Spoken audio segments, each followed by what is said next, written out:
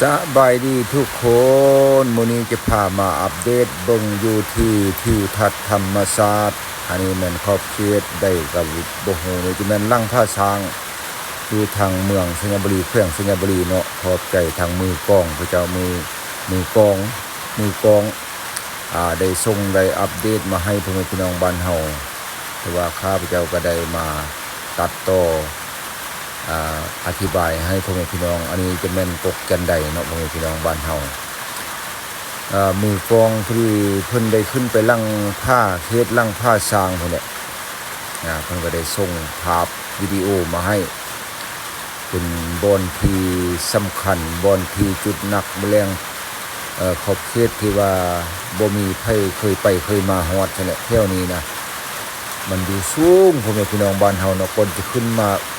ฮอดเขตนี้ก็ต้องใช้เวลาบ่ธรรมดาพ่อแม่พี่น้องบ้านเฮาสมนำกันเบิ่งนำกันทิวทัศน์ธรรมศาสตร์มีกกไม้กกตอกกกจันไดเครือเข้าเกี่ยวสลับซับซ้อนกันไปมาเนาะอันนี้กับบันห้าที่คลองธรรมศาสตร์อยู่ที่ขอบเขตลั่งผ้ากกจันไดเป็นแง่งเป็นงาลายแบบนี้เนี่ยเอาไปปลูกช่วยตำบ้านตำช่องก็จะดีอยู่พี่น้อง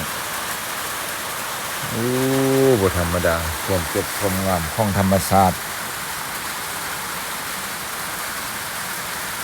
ก็มีไร่บ่อนไร่ที่คือจะเป็นแบบนี้เนาะถือว่า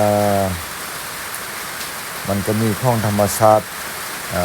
เดือนแล้วจะเป็นอันนี้นี่คันท่าว่ามันมีอันนั้นมาแล้วเขาเจ้าก็ยังได้เอาไปค่ายได้เงินได้คำได้เงินย้อนเนาะอันนี้นะของธรรมศาสตร์โลซอกอยู่หากินซอกสินค้าเครื่องปลาของดงเขาเนี่ยตามภาษาพื้นบ้านเฮานี่เองโอ้ถึงจะธรรมดาความสูงพวกนี้พี่น้องบ้านเฮาความสันโคตรสันอยู่ที่นี้เนาะโอ้ได้ใช้ความพยายามค่อยเปาะค่อยปีนขึ้นเมื่ออันนี้เป็นความอดทนพยายามบุกบืนสู้ชนอยากได้ภาพได้คอนเทนต์ภาพอันดีๆงามๆอันแปลกๆหูแปลกตามาให้พ่อแม่พี่น้องได้เบิ่งได้ชมเนาะเลี้ยวเบิ่งทางลุ่มมันเป็นเห็นฟ้าอยู่ลุ่มเลยอันนี้ก็สูงกว่าฟ้าซำแหน่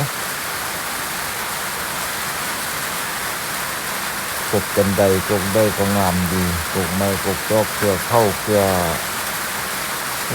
สลับครับซ้อนละ